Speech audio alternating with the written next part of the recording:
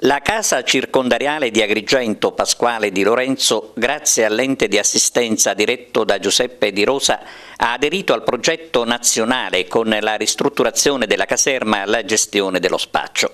La caserma è stata ristrutturata con la manovalanza dei detenuti, un lavoro questo che è servito e serve al loro reinserimento.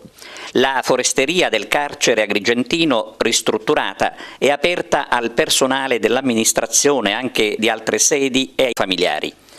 E questa è una novità assoluta che pone la casa circondariale di Agrigento all'avanguardia.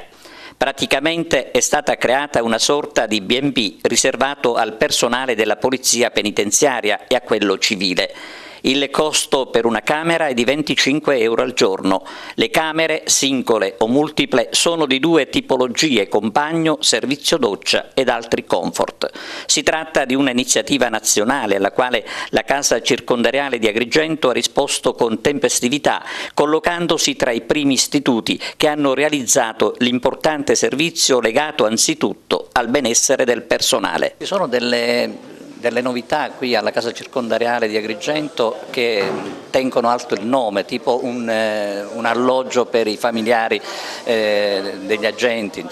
Beh sì, siamo riusciti, grazie anche all'operato del dirigente periferico dell'ente di assistenza, a ripristinare la funzionalità e l'efficienza di una foresteria che in qualche modo agevola in modo straordinario, anche per i benefici di indubbio risparmio finanziario, la possibilità di visitare la bellezza di questi luoghi, il loro colore storico, la loro architettura, e quindi ritengo che questo sia un ulteriore momento di visibilità e, perché no, anche, ripeto, di pubblicità di quello che è il nostro territorio e la realtà su cui insiste questo carcere.